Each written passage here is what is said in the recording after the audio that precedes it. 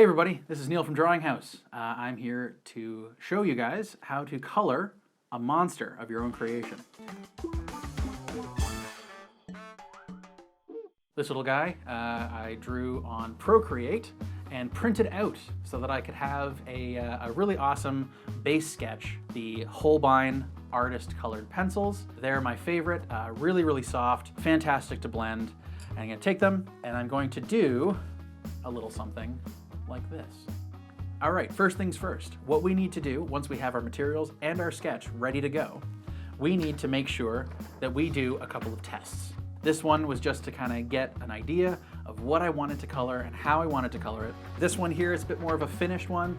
I just kind of took a little bit more time, tried out a few different techniques, and I'll show you exactly how I got these to go. So let's get started, shall we? All right, so first things first, what I'm gonna wanna do is make sure that my monster is going to be the color that I want it to be. So this one here, I want to keep it sort of this pinkish kind of magenta-y, like a really light magenta. This is going to be the color I'm getting into a little bit later. And in order to get this kind of result, what I need to do is put in a base color, right? So this is going to be my base color. I'm going to start right away. Now, why am I doing this little meridian line here? Well, I'm trying to keep my colors separated. That's all it is. I know that the top half is going to be pink, bottom half is going to be blue. By holding my pencil a little bit further back, because what I want to do is get a really good back and forth motion. Now, the reason why I'm doing this, and you can see I'm going back and forth over top, is that I want a nice flat pink. This is going to be my base color that will sort of carry the rest of the feeling of this monster. So if I can give a nice flat sort of continuous color, then we can continue to the other color. I'm going to start with a darker color this time. Reason being is that this dark color is going to be a nice flat color behind, and this is going to be a sort of blending color that I'm going to use. It's going to take some of the purple, move it into the pink. It's going to take some of the pink, move it into the purple. Now, I want you to notice two things. Thing number one is that I'm not pressing very hard at all. If you press super hard right on the beginning, what'll happen is you'll start to get these sort of marks in the paper. It's going to get too shiny too quickly, and we're not going to have that much of a good time blending, which is the main point of this whole idea. The second thing is I'm doing a second pass over top. Now, the reason I'm doing that is because I wasn't happy with the tone of the original color that I put down. So I'm going to go back over top with the same weight to then put over another tone, a secondary tone. The next place that I want to go is with this neon green, which is a fantastic color. I love the neons. We're going to do the mouth and the teeth in a nice even tone. I'll do the eye as well. Start with a nice yellow, kind of make it pop a little bit. What I want to do is to work on the blending colors. I'm going to be adding this light blue, and I'm also going to be adding this luminous rose. Look at that combo. I'm going to add this blue now, and what it's going to do is bridge the color between the purple and the pink. Pressing down a little bit harder, but not too much, right? Maybe twice as hard as I was before, but nothing too crazy. I just want to really establish that blue where I want it. And I'm feathering the edges, right? See how I'm moving in a circular motion when I'm moving into the purple, because I want it to be a nice gradual step down to that purple. I'm also going to do a little bit of shadow underneath the little dimple here. Now that I've got that, I'm going to go a little bit into my luminous rose, and I'm going to bridge that again. I'm going to do just a little small line connecting the pink and the blue. So this blending is really just moving around two different colored pigments until they make a nice middle tone. So now that I've established my pink side, what I'm going to do is I'm going to go back and I'm going to re-establish the dark side, the shadow. And what that's going to do is it's really going to show you that division, right? This is the light side of the sphere, this is the dark side of the sphere. Back into my lovely purple. What I want to remember is that there's going to be some parts that are much darker, right? Possibly near the neck or the back here. There's going to to be other parts that are going to be a little bit lighter near the top. Here we go.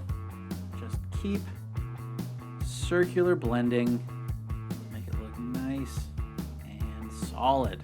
One more time with that pink. I think it's just such a swell color. Talking like I'm from the 1950s. It's just so swell. Notice as well, I'm going over in multiple directions. This can really help out with blending those colors into one another. So now that I'm done with this smooth blending, I'm going to go into the teeth and the mouth, and I'm going to show you what we call an inner glow. I like these things to sort of look like they're sort of like toxic, or they've got sort of this radioactive radiation coming from them. I'm going to leave the inside that neon green. All right, so now I've sort of gone around it, given this little bit of a wreath around the inside of the tooth. Now I'm going to go over here to the toxic sort of smoke that's coming out of his mouth. Now I'm going to add the finishing touch, which is this lovely emerald green. Look at that, it's adding a little bit of this blended darker tone. You can really see it's starting to look a bit shiny. Really show off that depth, right? The teeth are in front, the mouth is in the back. It's going to be nice and dark. So the next thing that I'm going to show you guys is a thing called cross-hatching. So the cross-hatching technique is that of taking a base color, right? So we started with that pink or that purple, and we're going to take a darker tone and put it over top of that base color. Now when we get to the edge of that, instead of trying to blend it in with circular motions or small motions with your pencil crayon, what we're going to do is we're going to take this pencil crayon and we're going to keep it nice and sharp because we want to have really clear lines, and we're going to start doing hatch marks or hash marks. And what those are going to do is we're going to make larger hash marks where the shadow side is, and we're going to make smaller hash marks where the light side is. I'll show you what that looks like right now. I'm going to take my dark color and I'm going to really start to put that into my dark side here, where that shadow is going to be. Now you notice that my sketch already showed where that topography was going to go. All right, now I'm going to stop before I go too far, right? I want to reestablish this shadow, but then when I get to here, I'm going to show you what those cross-hatching look like. If you start coloring with a dull pencil,